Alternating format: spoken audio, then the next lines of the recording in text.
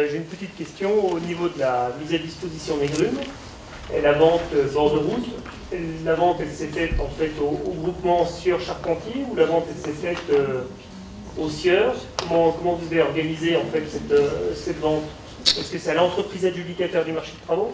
À qui a été vendu les grumes bord de route? Je donne la parole au Sieur. Merci. Donc, les grumes ont été vendus à moi. Voilà, parce que, en fait, c'est la misère. Oui, c'était vendu à moi, étant donné que j'étais sous-traitant des entreprises mariées.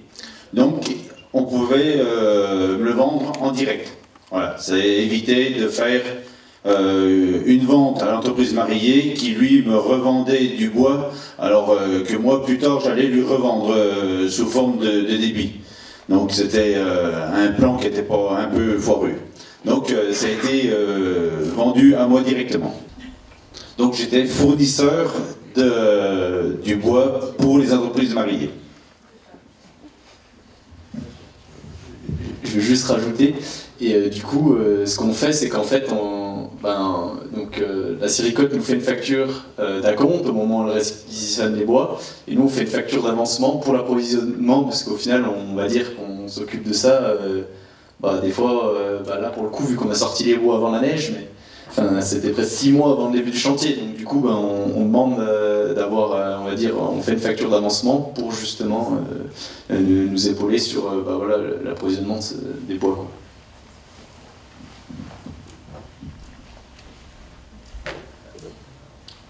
Et donc c'est une demande d'acompte sur approvisionnement. Oui. C'est pour le marché public. Oui. On fait comme une facture pour le chantier, c'est juste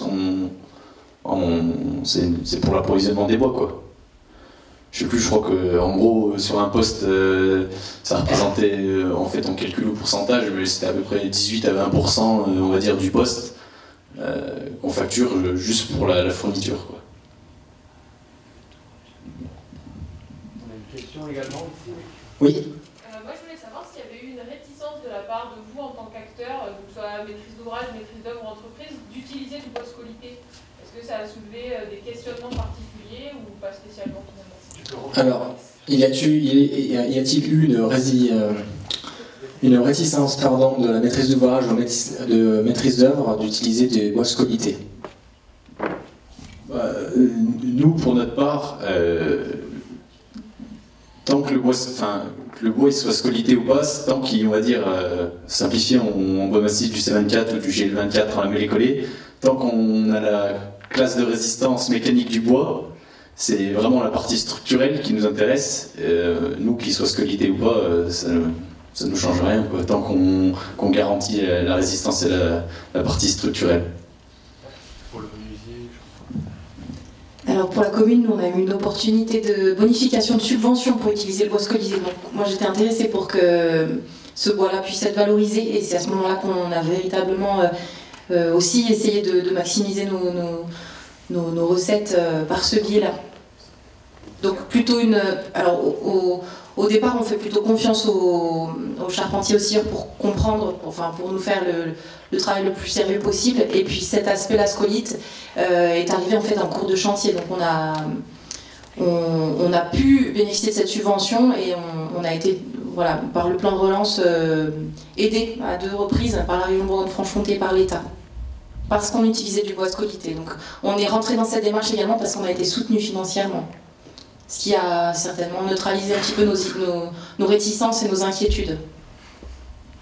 Est-ce que vous auriez utilisé du bois scolité s'il n'y avait pas eu cette majoration de subvention?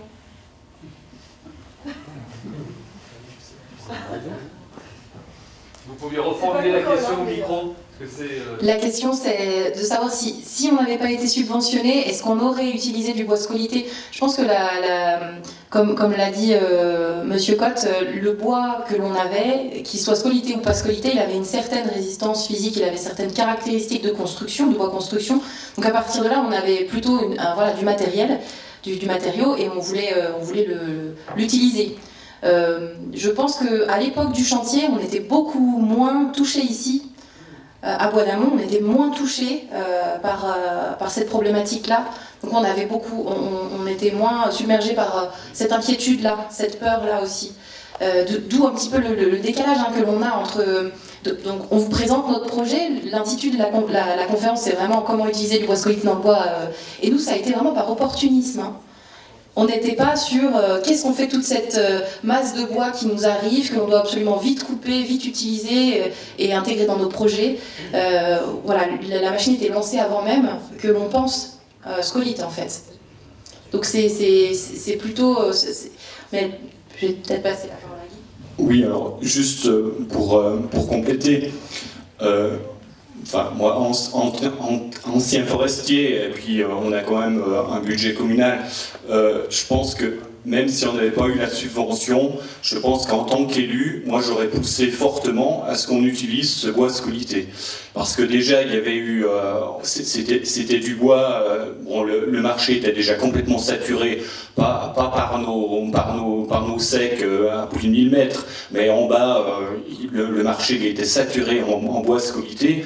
Donc pour nous aussi, c'était du bois, allez, globalement, on le met bord de route, mais la commune ne le valorisait pas. Enfin, financièrement, c'était rien, quoi. C'était de l'ordre de 10 à 15 euros de bois, enfin bois sur pied.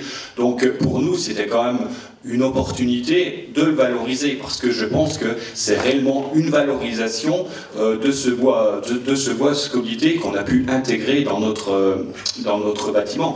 Parce qu'on s'aperçoit que le bois scolité, quand il convient complètement techniquement, enfin structurellement, quand il est utilisable dans ces bâtiments, que ce soit un bois à 15 euros ou un bois à 50 ou 60 euros, et ben, s'il est bien utilisé, c'est pareil.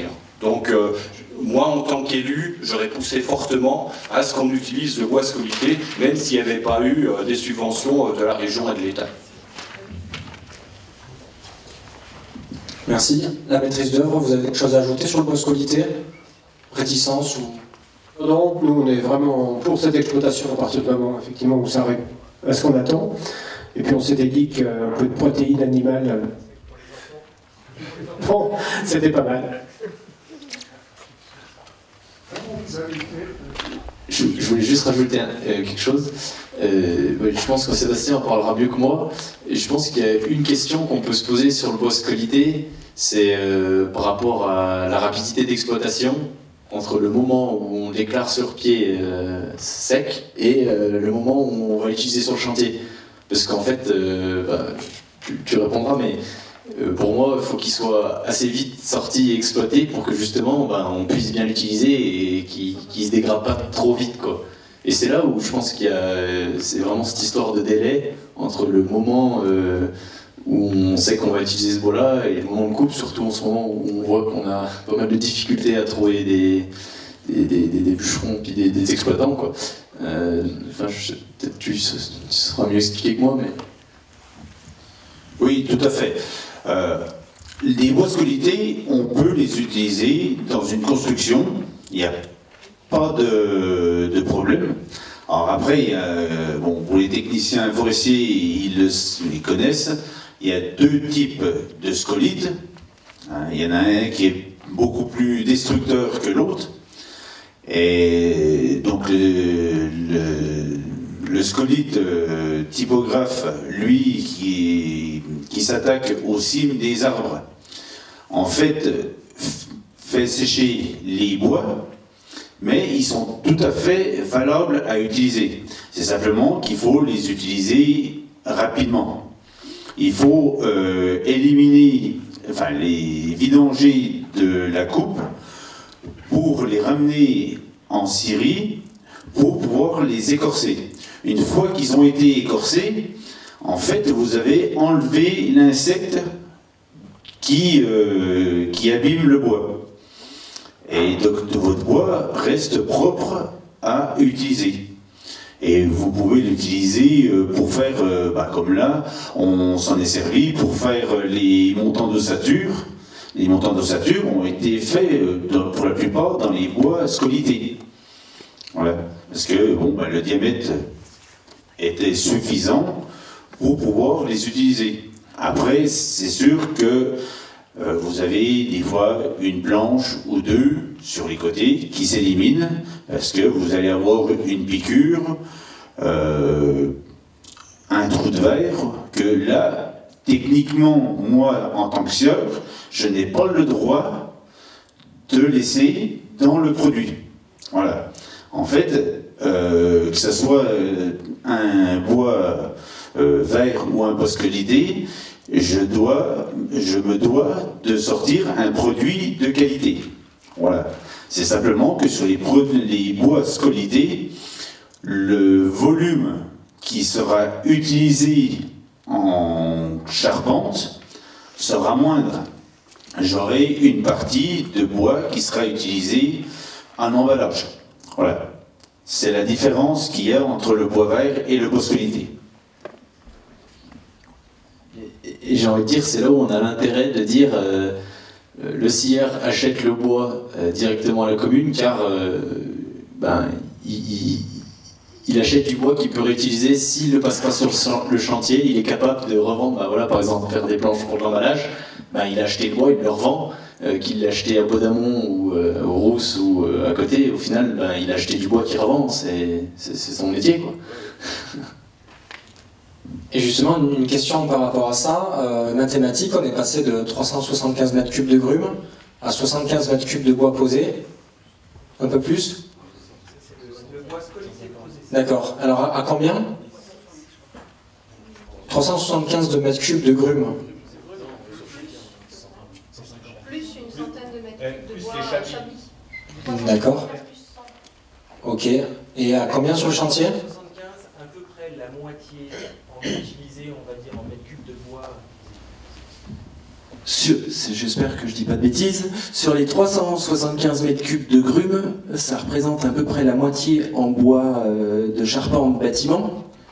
Et après, ce qui a été utilisé de bois de la commune de Bois-d'Amont, c'est à peu près 50%, si je ne m'abuse aussi, des besoins en bois du bâtiment. Parce que comme on l'a dit, les bois lamellés, collés et autres sont pas... voilà. Et aussi des bois de façade ou autres qui ne sont pas du bois local. On avait vraiment, on va dire qu'on a optimisé, il y avait quand même plus de bois massif que de la mêlée collée, on avait surtout les fermes qui étaient en la mêlée collée, et les bois apparents en façade, qui étaient en Douglas d'ailleurs, mais sinon toutes les ossatures ont été faites avec le bois massif, et donc le plancher collaborant qui représente un cube énorme, je lui ai 80 mètres cubes, un peu moins je crois, et même les pannes et les chevrons, même les pannes, les chevrons c'est souvent en bois massif, mais même les pannes étaient en bois massif, donc on avait des sections assez importantes, mais on a réussi à y passer en bois massif, c'était un peu l'objectif du chantier.